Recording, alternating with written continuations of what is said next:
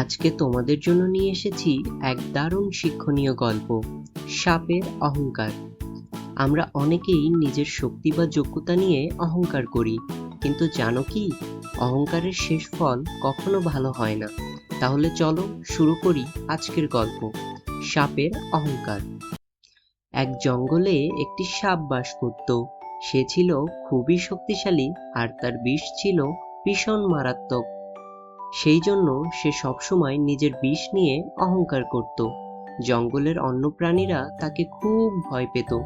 যখন সে নদীর ধারে যেত, পাখিরা উড়ে যেত, হরিণেরা পালিয়ে যেত। সাপটি ভাবত, আমি এই জঙ্গলের রাজা, কেউ আমার কাছে আসতে সাহস পায় না। একদিন দুপুরে সে নদীর ধারে সূর্য স্নান করছিল। হঠাৎ তার সামনে একটি ছোট কচ্ছপ এলো। কচ্ছপটি ধীরে ধীরে হেঁটে যাচ্ছিল। সাপটি রেগে বলল, এই কচ্ছপ, দূরে সরে যা, আমি চাই না কেউ আমার কাছে থাকুক। কিন্তু কচ্ছপটি কিছুই বলল না। সে শান্তভাবে চলতে লাগলো। সাপটি আরো রেগে গেল। সে ভাবল, আমার বিশেষ শক্তি আজ দেখাবো।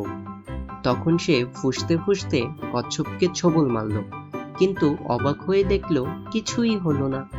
কচ্ছপটি হাসলো আর বলল, সাপ ভাই, অহংকার করো না, তোমার বিষ আমার শক্ত খোলসের ভেতর পৌঁছাতে পারবে না।